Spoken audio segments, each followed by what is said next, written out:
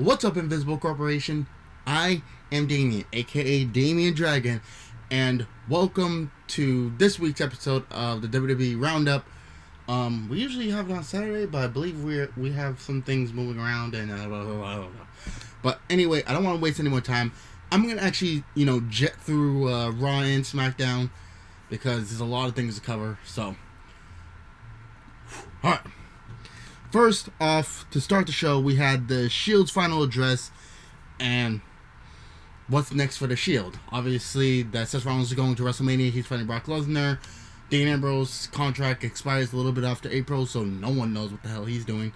And Roman Reigns wanted a match, and obviously he wanted it against Baron Corbin, and that's the whole spread of everything for that night. Now, in about 5 minutes, or 2 to 3 minutes, you'll see how bad it is. Okay. First, Rollins stays in the ring. He stands in the ring to do a promo with Paul Heyman. And Paul Heyman is talking about, how big Brock Lesnar is, how good and how destructive he is. Rah. But obviously, it's not going to work out that way. Obviously, Seth Rollins brought up his recent, shortcomings against Finn Balor, Daniel Bryan, to name two, and say that he's been having problems with shorter guys like him. And then he brings out the hype package about how much of a destroyer he is, but really, it's not something that we haven't seen before. So it really kind of just hits home that most likely Seth Rollins is going to be winning at WrestleMania, and thank God, because that title needs to be on the show. It's kind of stupid that WWE has been, playing up how important the Universal Championship is, but the title is never there. So, and during the match, during an impromptu match, which is next, when Seth Rollins got attacked by Brock Lesnar's old, partner from the Minnesota Wrecking Crew, as I believe they were called, Shelton Benjamin. And he was attacked by Shelton Benjamin, which started an impromptu match. But during that match, I guess he got a call from Brock Lesnar, as it was stated, and he's going to be on the show next week. But that's going to be covered by my buddy Tewey, so he's going to be doing that stuff. But the match itself was great. Absolutely phenomenal. People really do forget how good Shelton Benjamin is. The man is great. He can put on a match. And it's magic. And with Seth Rollins, you can't go wrong. There's no going wrong with Seth Rollins in the ring with, Shelton Benjamin. It's just suplexes and freaking acrobatic beauty. So, one of the best matches of the night. But that brings me to another kind of low match, which it really shouldn't have been since it was for a belt.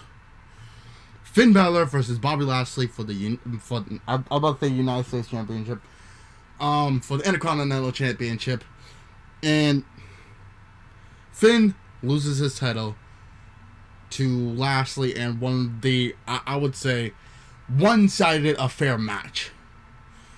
Like, we don't need to realize how strong Bobby Lashley is, but if you run with Bobby Lashley right, and this is not a bad thing.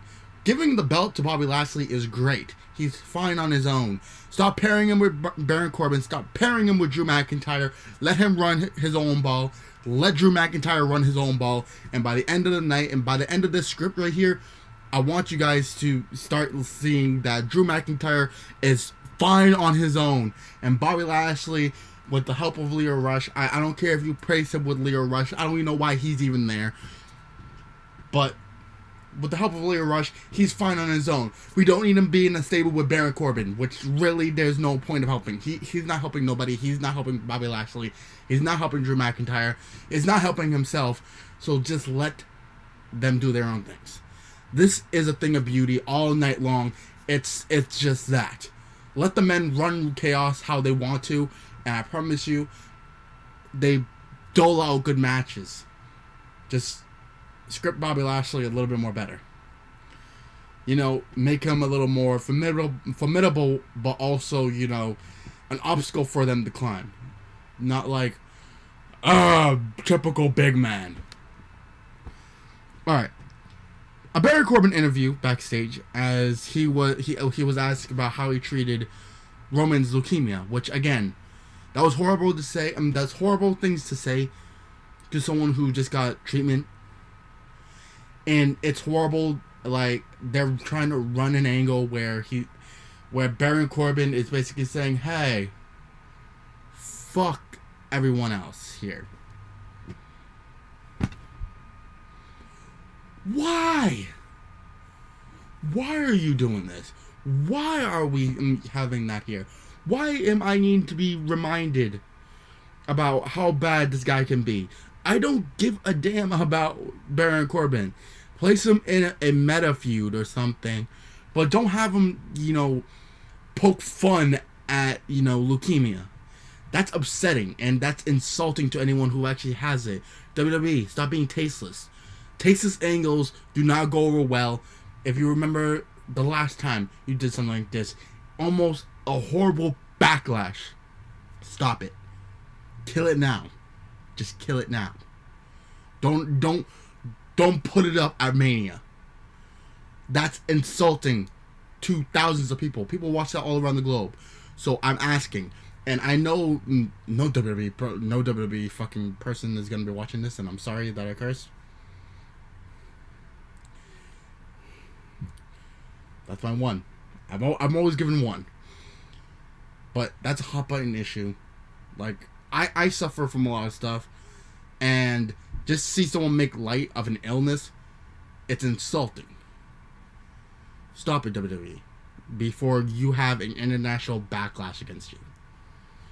Okay, Ronda Rousey promo, and again, she is an absolute beast. Where was this Ronda? Where was this Ronda? I love this Ronda. Let her have the microphone as much as she wants, because she's gold on the mic.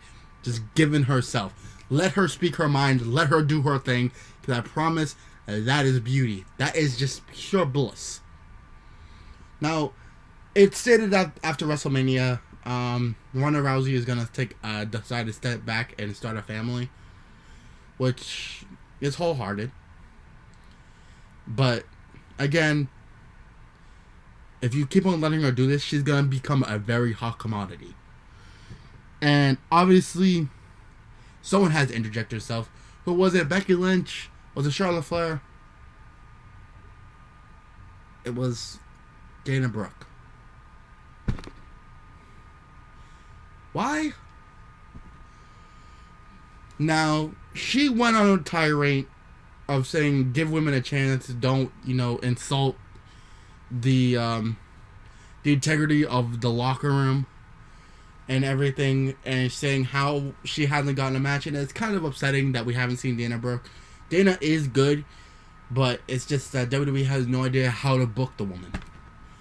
Dana, sweetheart, there are other places that can book you right. WWE is not the be-all and end-all. And she did, advocate for the women. But I'm hoping that next week we can actually get a Dana Brooke match. And, let her show off her skill. Because a lot of people don't get that chance, and Dana Brooke has been thrown into the wayside. Even people come on, Maria Kanellis gets to be on TV at least a quarter of the time. And then we don't get to see someone who is supposed to be a really good professional wrestler in Dana Brooke. So let the woman, do her chops. But seeing as fit that apparently Dana's not on her level. Which, again, UFC Women's Champion. Yeah! No! She ragdolled Dana around the ring. And then screamed out, pay $60 and I'll show you what a real armbar looks like. Now, I studied martial arts. She knows what she knows what an armbar looks like. So do I. I don't need to pay $60. I know how to apply one. That's a good thing about me. I know how to apply one. Don't need to pay $60 for something I already know. Alright, after this is a thing of beauty as always. Ricochet and Aleister Black versus Gable and Rude. Oh my god. Just when Aleister Black and Ricochet are in the ring, it's a thing of beauty. Regardless. Amazing striking power from Aleister Black. One of Undertaker's last matches. I don't know when it is, but you have to have Aleister Black versus The Undertaker at one point or another. The best striker of all time versus the best striker in the game right now. It books itself, WWE. It booked itself, and you cannot deny it. The man has an aura around it that we haven't seen since the first emergence of The Undertaker. Let the man run with it. And then we have Ricochet, aerial beauty. Oh, if Moves had, if Moves did have an art museum, Ricochet would pull up an entire, thing of his own.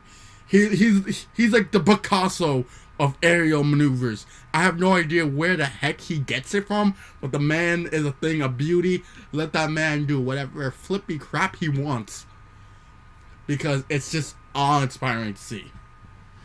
And he does it with the greatest of ease. But of course, all things come to an end, because the minute it ended, everything looked good. And then after, the win, which comes at the expense of Bobby Roode, they get attacked by the Revival.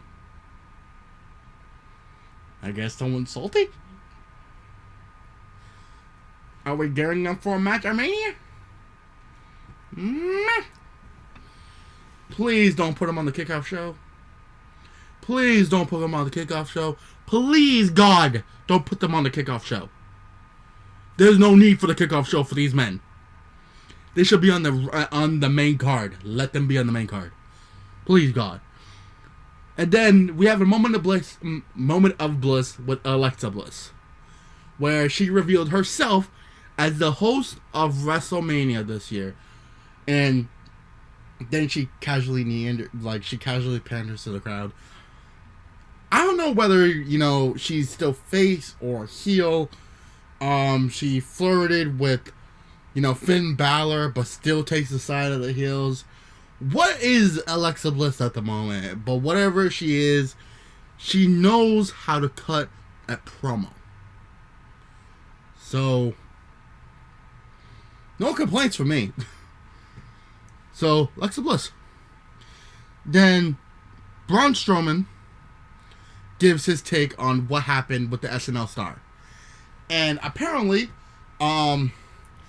Josh Cohen, I believe that his name is, the SNL star, bought Braun Strowman a car, which he utterly annihilates.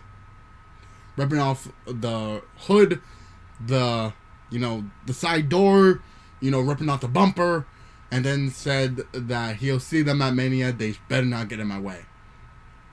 That's a monster. But why isn't he in a proper match? But why though? After this, they better be booking him correctly again. Please.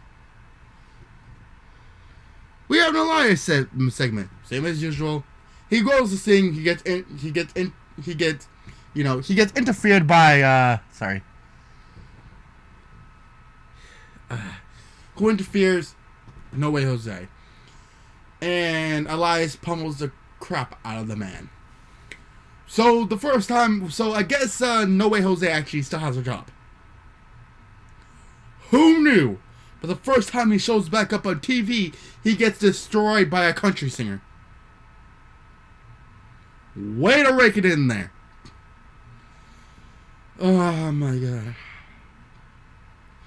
Alright, back to some good news.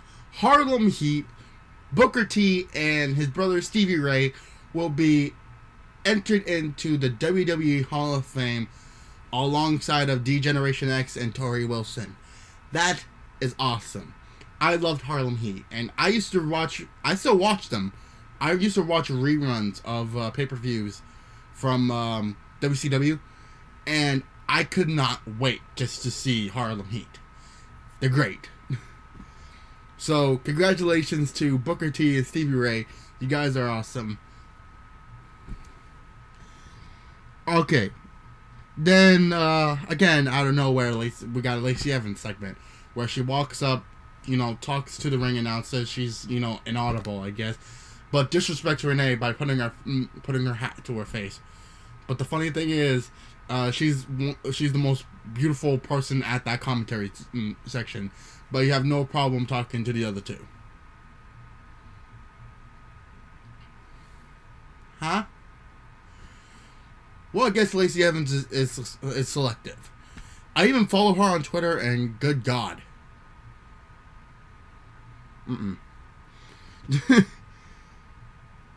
But that ends as quickly. Then we have a Nia versus Natalya match with Beth Phoenix in Natalya's corner, and obviously the always nervous looking Tamina at the other end, in Nia's corner. Now the match lasted about 3 minutes, and then at the end of it all, I guess somebody interviewed. I didn't even get to see the full match, but I did see what happened afterwards. Beth Phoenix attacked Nia, knocked her out the ring, because of course Glamazon. That's looking like a match at WrestleMania itself. Now that should be on the kickoff show, even though I would not ever say that a Hall of Famer like Beth Phoenix deserves to be on a kickoff show, but that's just a small build, It's in 28 days. Well, very close now. It's going on to about 25, 24 days before WrestleMania, and myself and Tewey are going to be watching it. Both of us, and then we're not watching it together, but me and him are going to be watching WrestleMania. So we're going to see exactly how everything pans out. Okay. Triple H and Batista faced off. And I hate to say this about Batista. Why does he sound like a spoiled kid? Give me what I want. You know what I want. Give me what I want. It's like, you're a 6 foot, 280 pound, muscle massed man, and you have to be covered by 15 security guards. Triple H doesn't have no one in the ring. All he wants to do is punch you in the face. He's not gonna allow anyone else to do it. And then he said, "Oh, I learned from the best. Just give me what I want." And then, instead of answering back coherently to anything that Triple H has said, he keeps on saying, "Give me what I want." Triple H actually gives him what he wants, a match at WrestleMania. And then when Batista goes to walk away, Triple H calls it a no-holds-barred match. At least we're gonna see a killing. Hopefully.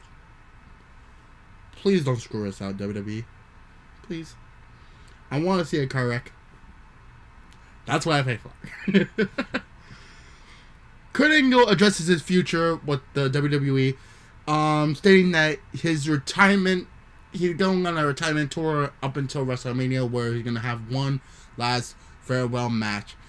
And it started tonight, and it's kind of sad to see that Kurt Angle is retiring. The man deserved, his retirement. The man has been doing this for well over 20 years.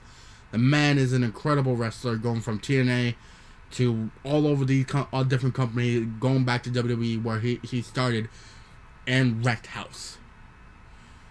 So, Kurt Angle, been one hell of a performer. Well sad to see you go. But his retirement tour started tonight. Well, started on Monday, where he fought Apollo Crews, which he won. And, obviously embraced with Apollo Crews. Good on you, mate. And it was a good match.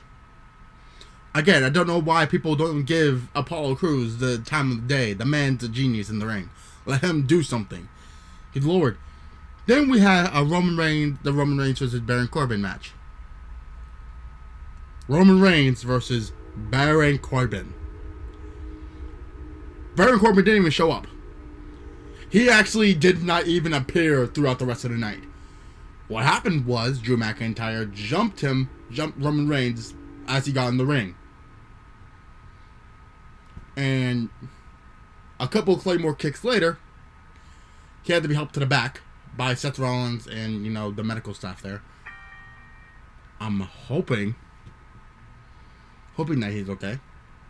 The man did just get back from leukemia treatment. Why doesn't he get kicked in the head by a Scottish psychopath? That's a good idea. So, that was the case.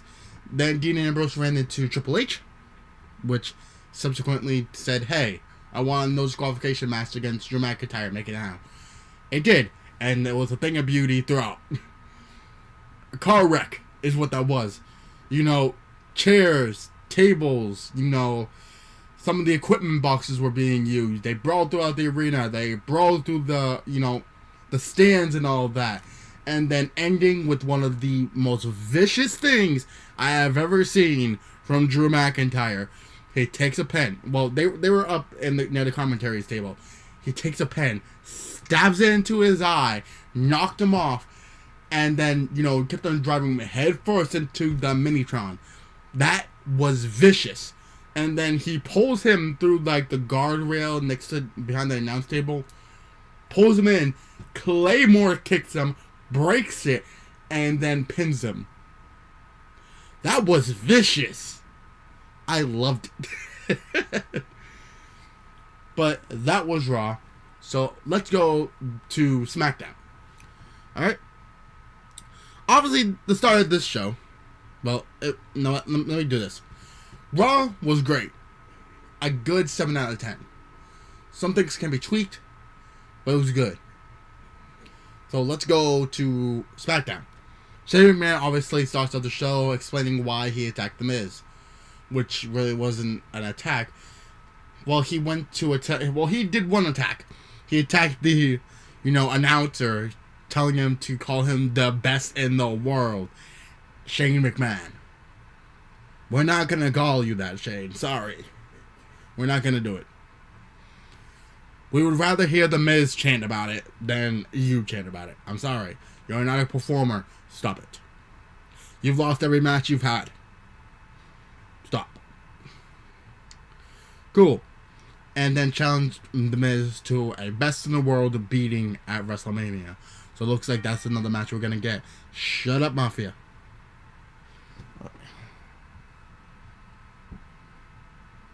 Alright. Next. Another Aleister Black versus Ricochet match. With the Hardys. Versus Sheamus, Rusev, and The Bar. Hard-hitting match. Basically ends with a gigantic brawl. It gets the ball rolling for almost everyone in the match. You guys can see the talents going off for Rusev and going off for Nakamura, which they desperately needed. Good lord. Sorry. I have problems here. I hate my freaking when a lot of my stuff is off my bed, so I pull it in. But I guess it ends abruptly because the New Day attacked everyone in the ring. Okay, and they just leave. I guess their grievances for Kofi. He did kind of get screwed at Fastlane. Even I had to say that. Right afterwards, it cuts to the Usos. Again, they were calling out some other team. I guess we're going to see a new team fight the Usos. Good. Good promo work by the Usos. Always incredible work. So, good promo.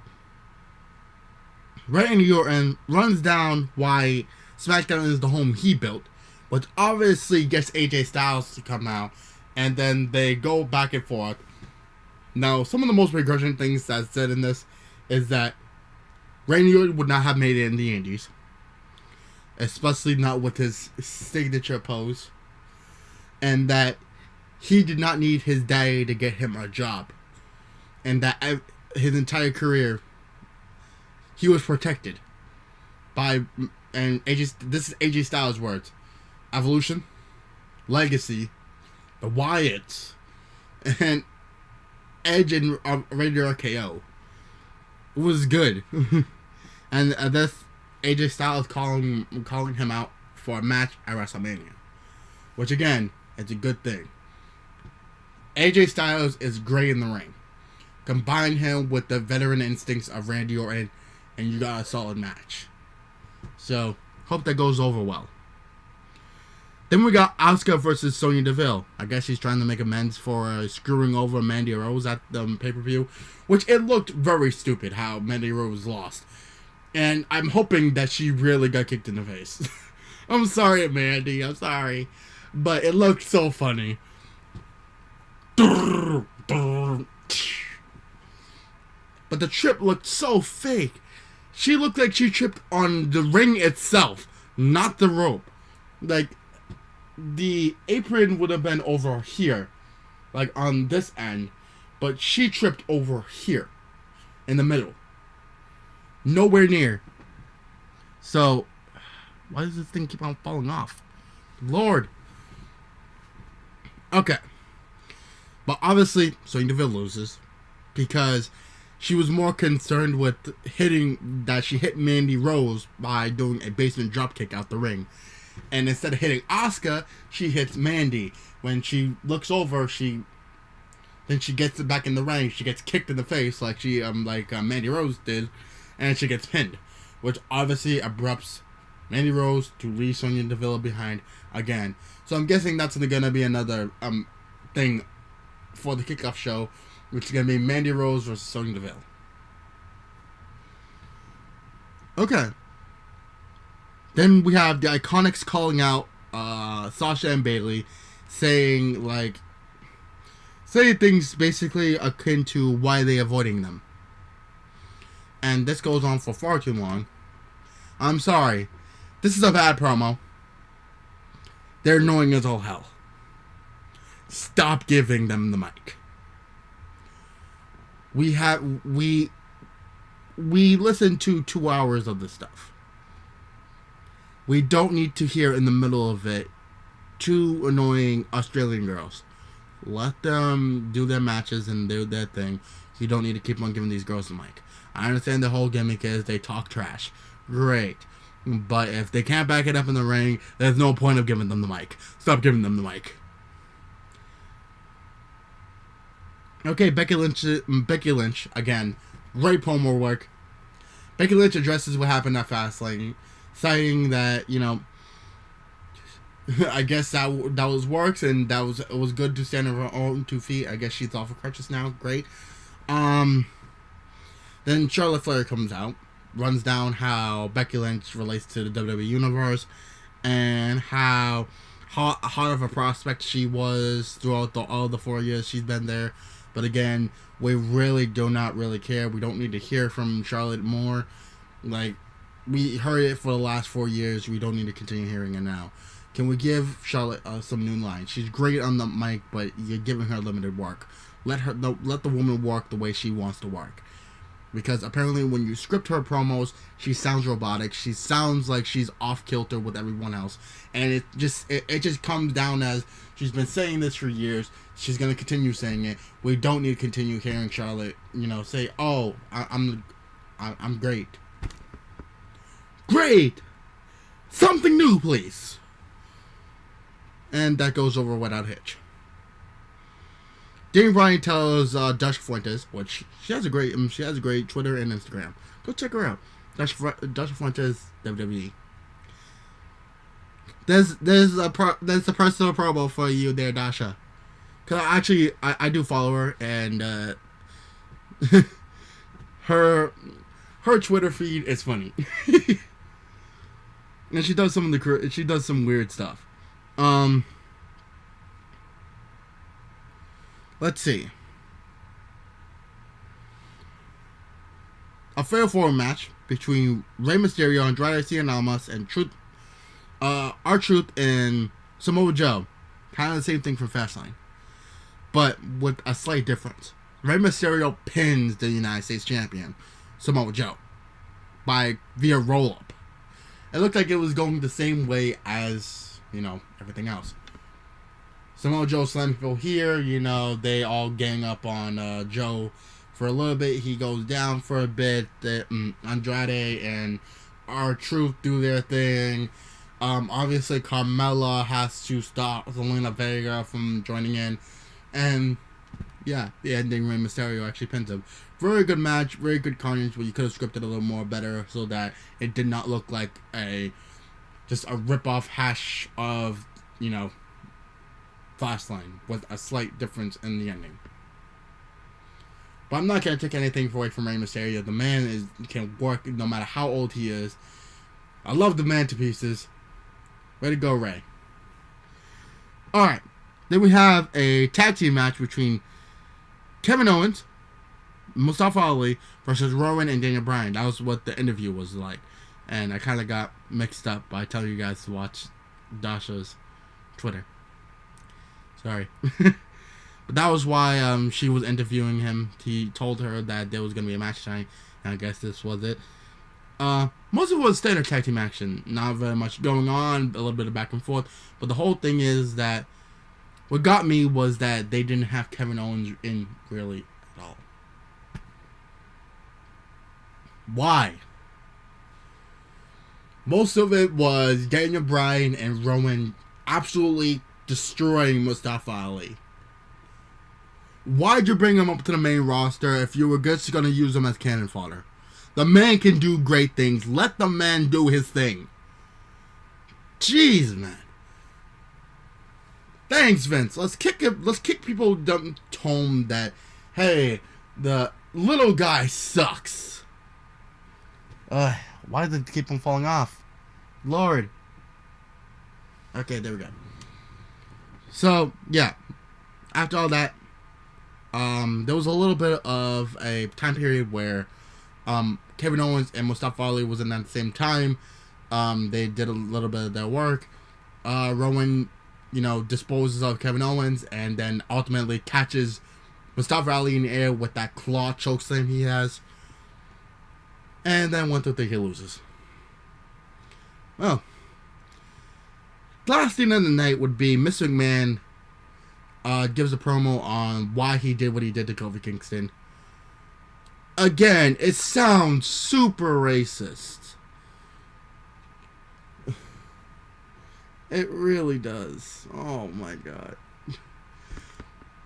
I can't really even say anything. Then the New Day comes out, they speak their mind, and then Mr. McMahon offers Kofi an ultimatum. If he can get through a 6-man gauntlet match, which has to do with Randy Orton, Samoa Joe, The Bar, The Bar, Rowan, and Daniel Bryan, which I believe that's 6-7 men. He will be granted a WWE Championship match at WrestleMania. So, hoping all he gets the match, because he kind of does deserve it. But anyway, that was it for the WWE Roundup. Hope you guys did enjoy. If you guys want to check out any other stuff, you guys can go check out some things other from our channel. I do my own thing on my channel, so if you guys want to go check out what I'm doing over on my channel, you guys can hit the link down below. I'll put in my own personal thing here, which a lot of things are credited to. I'll try to put something down below so you guys can go check out my channel as well. Go check out some of Tewey's stuff. He did the last thing which was the Fastlane Roundup, so go check him out. But anyway, I'm starting off here. Good gaming, happy hunting, and I'll see all you dragon links back inside the world of WWE. If you guys enjoyed today, and I'll see you guys next time for some more Dragon-D-Dragon action. Peace. I sounded drunk there. My bad. Peace.